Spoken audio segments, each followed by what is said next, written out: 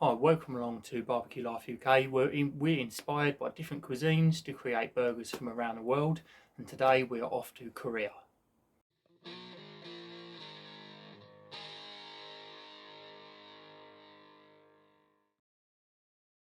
So, Korea.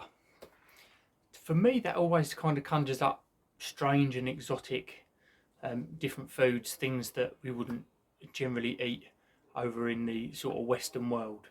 But their street burgers are right up my street, and that is what we're recreating today. This is a typical Korean street burger. It's a smash burger. It's got onions in there, it's got some barbecue sauce, and that is pretty much it. So we start off by setting up our Weber kettle. So I've put a fuel dome in the middle so that I can get a really high heat on my plancha on the top. If you don't have a fuel dome, then you can just use your Weber charcoal baskets, and if you don't have them, just pile up your coals really well in the middle so that you can get a really high heat on the bottom of that plancha. So I'm going in with a full chimney of lumpwood charcoal into that fuel dome, and then we're going to get the plancha on the top, and I'm leaving the lid open for the entire cook right up until the end when we're going to melt our cheese. So you want to let that plancha come up to temperature, spray a little bit of oil on there, and then when that starts to smoke, you know that you're up at really hot temperatures. So I've used my my new thermal temperature gun thing. I can't think what its exact name is, from Inkbird, and the temperatures are up to nearly around 400 degrees C. So we are talking mega hot here. So once we're up to temperature, we're going to be going in with some onion. So our onion, I've taken a whole onion and I've cut it into 3/4. 3/4 we're going to chunk up quite chunky, and then the last quarter we're going to dice up really small, which we're going to leave raw for garnishing at the end. So that chunky onion, we're going to get that onto the plancha, keep it moving. We want it to really take on some colour, more colour than what we would generally have here in the UK. So we want a little really dark, almost bitter bits of onion on there. So just keep it moving around. If it gets too hot, move it off to the side. So I've built a nice little wall around the outside where it's not over that heat of the fuel dome and it's a little bit cooler. So once they're cooked through and they've got a nice colour on them, we're going to take them off, bang them in a little piece of tin foil, screw that up, keep them warm. It's not going to be long until you're going to need them back. So next thing we're going to do is we're going to toast off our buns. Now the buns are nothing special. The whole thing about this burger is cheap. So you wouldn't be paying a lot of money out in Korea for this burger whatsoever. So your burger buns, I've just used Warburton sliced buns. You don't need a brioche bun or anything particular special. It's your standard white soft roll. So I've gone on there with a little bit of butter. So just spread that on, and then we're going to toast them off. And this plancha is that hot that it's not going to take that long at all. They're probably only on there 10 seconds and they've already sealed themselves, which is just right. But you're definitely going to need to toast them because the grease in this burger is going to soak into everything. So make sure you toast them off really well. So once you've got them toasted, we're going to move them onto our plate or serving platter, whatever it is that you're going to build your burger on, and we're going on with our mince. So I've balled these up. These are 120 grams each. We're going to get 2 balls on there, and then when we spread it out, we're not just going to smash like we would with a normal smash burger. You want to spread it out as thin as you possibly can. So I'm using that spatula almost like a trowel to smooth out and really spread out these burgers as far as I possibly can. They are going to be much bigger than our burger bun, which is the way that they have it over in Korea. So once we've smeared all that out, normally when your holes start to appear and when your colour's coming up the side, that is the point that you're going to flip a smash burger. That's what we've all been told to do. At this point in time, that's when we add our onions back onto this raw side of the burger. So we put the onions on and we still leave it cooking on that bottom side. They cook it for much longer than what we do here. So once that burger's nearly cooked all the way through, we've got them onions on the top, so they're kind of helping cook the top as well with the residual heat in them.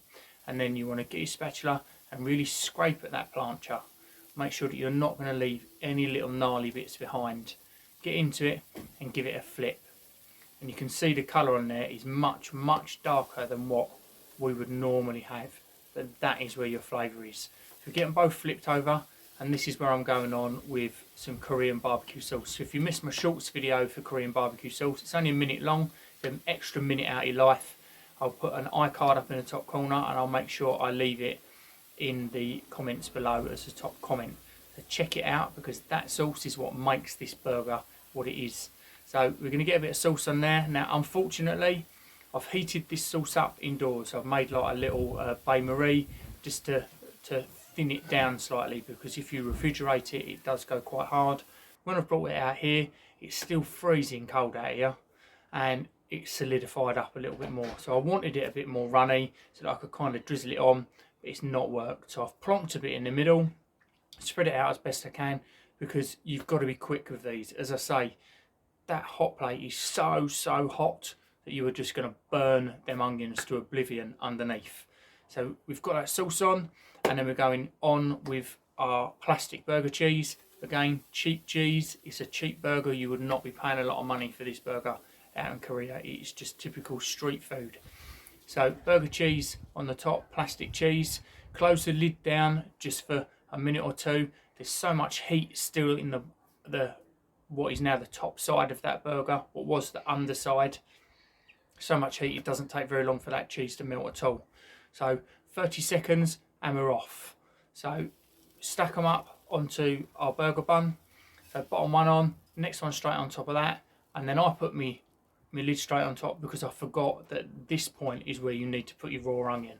So take the top back off, raw onion on, and if you wanted to add pickles, gherkins, wherever you're from, if you want to add them at this point, that is what they would have out in Korea sometimes as well.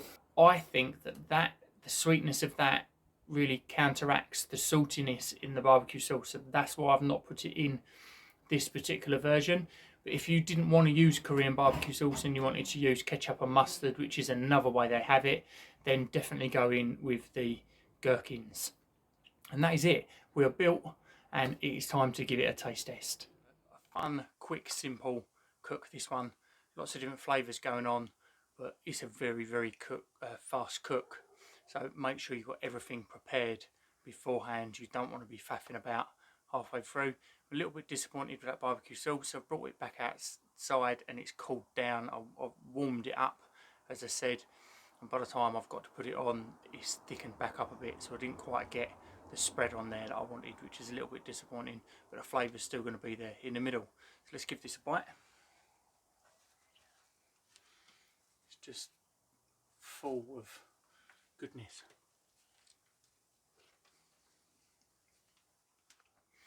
So fundamentally, this is the sort of burger that you're going to get from a burger van, just with that Korean barbecue sauce. And as I've taken a bite in, I've just got a small hit of that. I know I'm going to get a bigger hit of that as well, but that's such a vibrant burst of flavours within that sauce. It's quite salty from the soy sauce that's in there, but then it's warming from the other flavours that we've got in there as well, so it works really well and I enjoy it. So I hope you've enjoyed this episode of Burgers Around the World, and if you have enjoyed it, please do make sure that you subscribe, leave me a comment, let me know what you think. If there's any other places around the world that you want me to go to and research, then please let me know. I've already had one request to go to New Zealand, so I was looking at that anyway, but that's definitely something that I'm going to put up soon. So thank you very much for watching. Check out my other Burgers Around the World videos over here and subscribe over here. Cheers.